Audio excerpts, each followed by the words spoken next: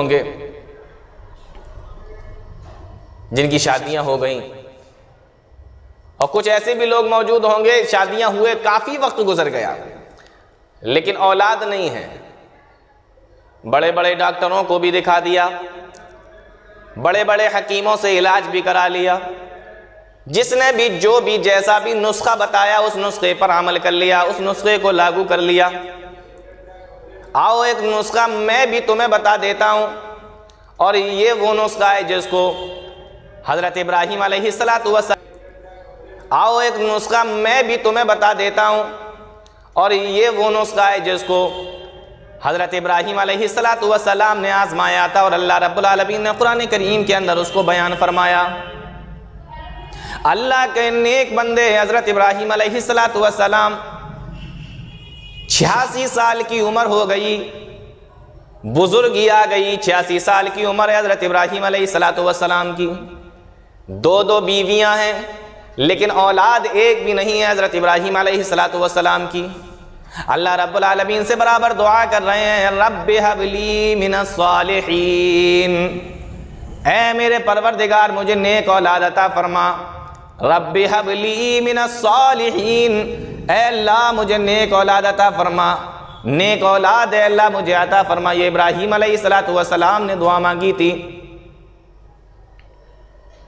तो पहली दुआ उन 15 आसान दुआओं में से औलाद मांगने की दुआ, रब्बि हबली मिनस सालिहीन, क्योंकि ये औलाद वो चीज है जिनके घरों में औलाद नहीं है।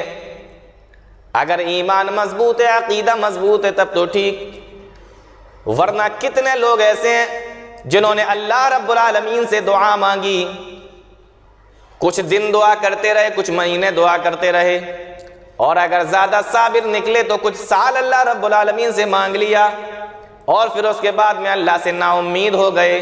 अलग अलग घरों में जाकर, अलग अलग दरगाहों पे जाकर, अलग अलग मज़ारों पे जाकर, अलग अलग आस्थानों पे जाकर उन्होंने माथे टेकना शुरू कर दिए, उनसे दुआएं मांगने लगे।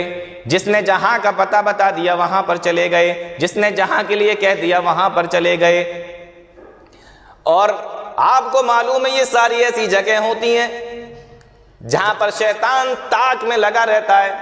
ऐसी जगह पर सबसे पहले उस इंसान का ईमान चला जाता है, ईमान के ऊपर डांका पड़ता है, और उसके बाद फिर उसका माल भी साफ हो जाता है, और कभी कभी इज्जत और आबरू भी उसकी चली जाती है। ये ऐसी जगह होती हैं। अल्लाह रब्बुल आलमीन के पास में आओ, अल्लाह रब्बुल आलमीन से मांगो, रब्बि हबली मिनस सालिहीन, ऐ मेरे परवरदिगार मुझे नेक औलाद अता फरमा। हजरत इब्राहीम अलैहिस्सलातु वस्सलाम ने 86 साल की उम्र में अल्लाह रब्बुल आलमीन से दुआ मांगी। अल्लाह रब्बुल आलमीन ने दुआ को कबूल फरमाया, और 2 बेटे अल्लाह रब्बुल आलमीन ने हजरत इब्राहीम अलैहिस्सलातु वस्सलाम को उनके बुढ़ापे में अता फरमाए। तो सबसे पहले औलाद के लिए दुआ, रब्बि हबली मिनस सालिहीन। आज बहुत सारे भाई हमारे दुआ करते हैं, कहते हैं अल्लाह मुझे औलाद अता फरमा, लेकिन उसमें सालिह का लफ्ज मिलाना भूल जाते हैं। जब भी अल्लाह रब्बुल आलमीन से दुआ मांगो तो ये कहा करो, है मेरे परवरदिगार मुझे नेक सालिह औलाद अता फरमा। इसलिए कुरान करीम के अंदर एक दूसरी जगह पर औलाद के ताल्लुक से ये दुआ भी मज़कूर है, रब्बना हब लना मिन अज़वाजिना व ज़ुर्रिय्यातिना क़ुर्रता आयुन, ऐ अल्लाह मेरी औलाद को मेरी आंखों की ठंडक बना दे। औलाद आंखों की ठंडक कब होगी? जब वो नेक होगी। तो पहली दुआ अल्लाह रब्बुल आलमीन से दुआ मांगी गई, रब्बि हबली मिनस सालिहीन, अल्लाह ने औलाद अता फरमा दी।